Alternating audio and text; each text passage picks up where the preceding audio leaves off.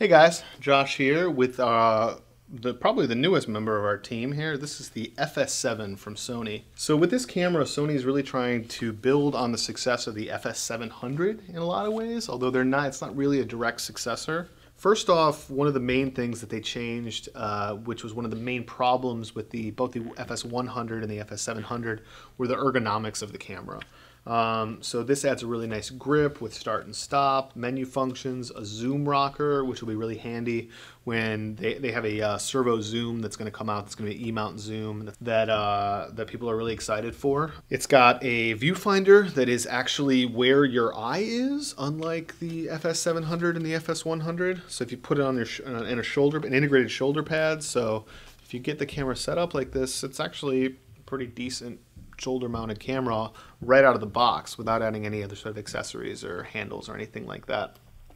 The camera shoots to XQD cards, which I don't have a ton of experience with yet, but I am looking forward to finding out more and seeing how they do because they're inexpensive and pretty fast, so that's nice.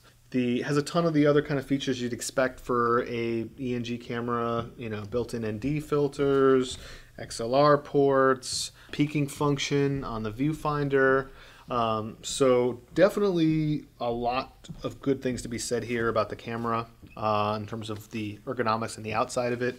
Internally, the camera records Ultra HD to these XQD cards, and it'll shoot true 4K if you're recording to an external recorder. And also, much like the FS700, it's got some really nice slow motion options. It won't go the full 240 frames a second in 1080 that the FS700 would, but this one will do 180 in 1080p, and it'll shoot continuously. It doesn't shoot it in a burst mode like the FS700.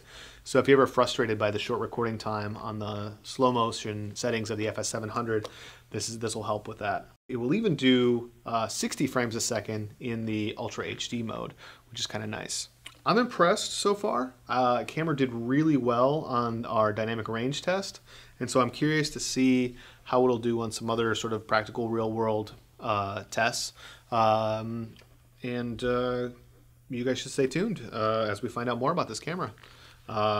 As always, if you have any questions, feel free to comment on the video or shoot us an email. We always love to talk gear, and thanks very much for watching.